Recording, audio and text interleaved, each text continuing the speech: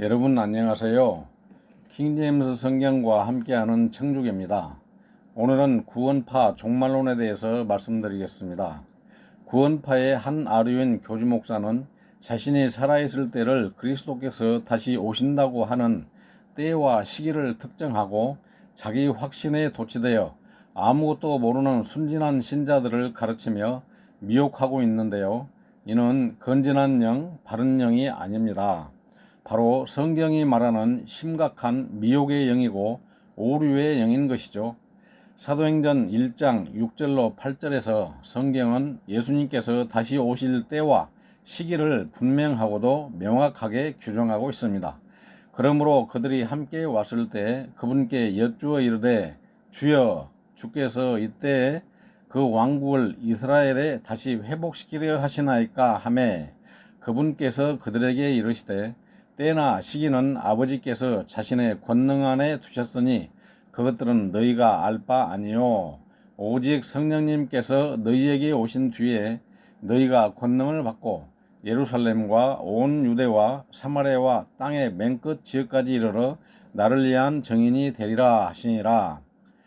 예수님께서 다시 오신다는 약속이 이루어지는 때나 시기는 천사들도 모르고 아들도 모르고 오직 아버지께서만 아신다고 하셨고 아버지의 권능 안에 있음을 분명하게 말씀하셨는데 우리나라에 40여 년 전 어떤 거짓 목사가 일어나 자신을 드러내었고 그를 추종하는 목사들이 무릇 자신이 살아있을 때 예수님이 오신다는 극단적 종말론으로 거짓과 속임수를 베풀며 순진한 자들의 재산을 강탈하고 지옥으로 끌고 가는 불법과 범법을 저지르고 있는 것입니다. 예수님께서 직접 하신 말씀을 보실까요?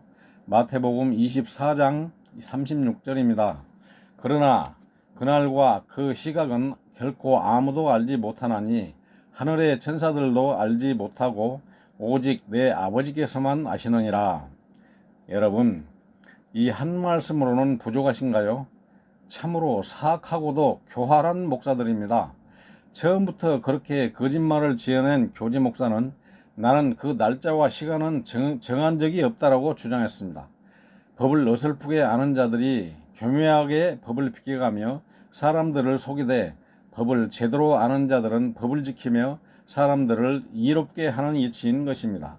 얼핏 생각하면 사악한 교주 목사나 그를 추종하는 목사들이 직접적인 때나 시기를 측정하지 않는 것처럼 보이나 기껏 인생 70이요 강건한 자가 80일째인데 자신이 살고 있는 세대로 때와 시기를 특정하여 자신이 살아있고 죽기 전에 예수님이 오신다라는 망발을 서슴지 않고 있는 것이죠.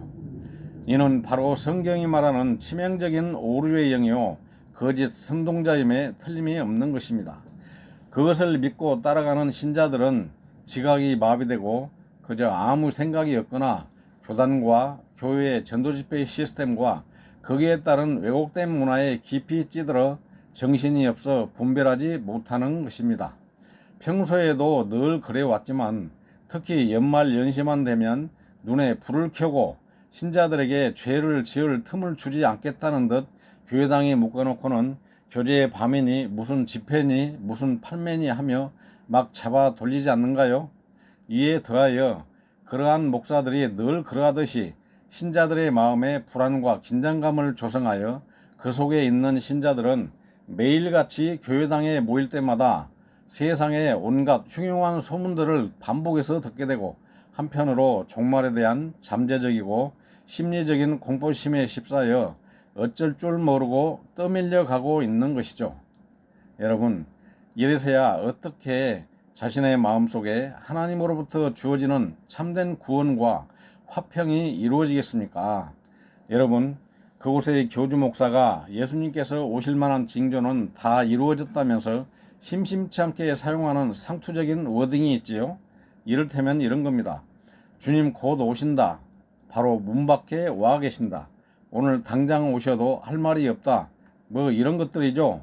그들은 성경이 말하는 하나님의 경륜을 바르게 나누어 볼 줄을 모르기 때문에 그러한 오류에 빠질 수 있다고 볼 수도 있지만 그들은 자신들이 믿는 교리들 외에는 배타적이고 극심한 경계심을 가지고 있어서 더 배우려 하거나 더 알아보려 하지를 않습니다. 그냥 전도인들을 세우기 위하여 마련해둔 전도집회라는 견고한 교단 시스템과 풍족한 육신적 복지 제도로 인해 현실적인 만족에 취해 안주하고자 하는 것이죠. 여러분, 모름지기 하나님 앞에 목사라는 직무를 수행하는 자들이 어떻게 처신하고 자신을 관리해야 할지 성경은 분명하게 제시하고 있고 명령하고 있습니다. 디모데후서 2장 15절에서는 이렇게 말씀하고 계십니다. 너는 진리의 말씀을 바르게 나누어 너 자신을 하나님께 인정받은 자로 부끄러울 것이 없는 일꾼으로 나타내도록 연구하라. 또한 고린도후서 4절 1절로 2절에서 사도 바울은 이렇게 말씀하셨습니다. 그러므로 우리가 긍휼을 받아 이 사역을 맡았기에 낙심하지 아니하며 오히려 정직하지 못한 숨겨진 일들을 버리고 간교하게 벗지 아니하며 하나님의 말씀을 속임수로 다루지 아니하고 도리어 진리를 드러내므로 하나님의 눈앞에서 각 사람의 양심에 우리 자신을 추천하노라. 그들이 주장하고 가르치는 종말에 대한 교리들은 모두 엉터리이며 구원받은 성도들이 예수님께서 공중에 강림하실 때에 채어 올라가고 난 이후에 유대인들과 이 땅의 남은 자들에게 주어질 상황인 것입니다. 그런데요, 성경에 기록된 하나님의 경륜을 바르게 나누어 보지 못하고 세상 흉흉한 소식들이나 불안정한 정세들을 가지고 그것으로 속임수를 베풀면 안 되는 것이죠. 예수님께서 다시 오심은 우리 구원받은 성도들에게는 소망과 위로가 넘치고 큰 기쁨이 되어야 하며 그 소망으로 인하여 그날이 오기를 인내로 기다리는 것입니다. 따라서 성경 데살로니가 전서 5장 9절로 11절에서 이렇게 말씀하고 계십니다. 하나님께서는 우리를 진노에 이르도록 정하지 아니하시고 우리 주 예수 그리스도에 의해 구원을 얻도록 정하시느니라. 그분께서 우리를 위해 죽으셨으니 이것은 우리가 깨어 있든지 자고 있든지 자신과 함께 살게 하려 함이라. 그러므로 또한 너희가 지금 하고 있는 것 같이 너희끼리 함께 위로하고 서로 세우라. 여러분, 그 교주와 목사들 대체 어쩌려는 걸까요? 자신이 죽었는데도 주님 안 오시면 자신을 철석같이 믿고 따르던 수많은 사람들의 남은 삶은 어찌해야 할까요? 또 거기서 상처 입은 영들은 누가 책임져야 할까요? 이제 그것도 때가 충만히 찼는지 무리들 속에서 이 땡땡 목사님이 돌아가셔도 주님 안 오시면 대체 어쩌시려고 그러시는지 모르겠다. 만일 그 목사님이 죽었는데도 주님께서 안 오시면 그동안 신자들을 속이고 거짓말을 지어냈던 거 아니겠느냐라며 볼멘 소리들이 터져나오고 있습니다. 자, 이제부터라도 그 속에 혹 구원받은 하나님의 아들들이 계시다면 하루속히 그곳을 벗어나 바른 성경인 킹제임스 성경과 바른 성경교사를 만나서 더욱더 말씀에 창념하고 성도들과 함께 서로 세워주며 그리스도인으로서 정상적으로 깨어 살아가야 하는 것이죠. 새 포도즙은 새 푸드에 넣어야 둘 다 보존되는 것입니다. 예수님께서 말씀하셨죠. 아무도 새 포도즙을 낡은 부대에 넣지 아니하나니 그리하면 새 포도즙이 부대를 터뜨려 새 포도즙이 쏟아지고 부대에도 못쓰게 되리라. 오히려 새 포도즙은 반드시 새 부대에 넣어야 하나니 그래야 둘 다 보존되느니라.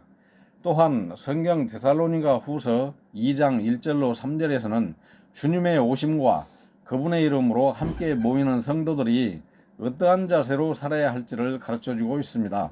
형제들아, 우리 주 예수 그리스도의 오심과 우리가 그분께로 함께 모이는 것에 의거하여 이제 우리가 너희에게 간청하노니 너희는 영으로나 말로나 혹은 우리에게서 받았다 하는 편지로나 그리스도의 날이 가까이 왔다고 해서 쉽게 마음이 흔들리거나 불안해하지 말라. 아무도 어떤 방법으로든 너희를 속이지 못하게 하라. 먼저 떨어져 나가는 일이 일어나고 저 죄의 사람 곧 멸망의 아들이 드러나지 아니하면 그날이 오지 아니하리라. 여러분, 우리 각자는 성경에 기록되어 있는 말씀대로 자신의 남은 삶을 성실하게 살아가면 되는 것입니다. 오늘 하루도 승리하시길 바랍니다. 예, 감사합니다.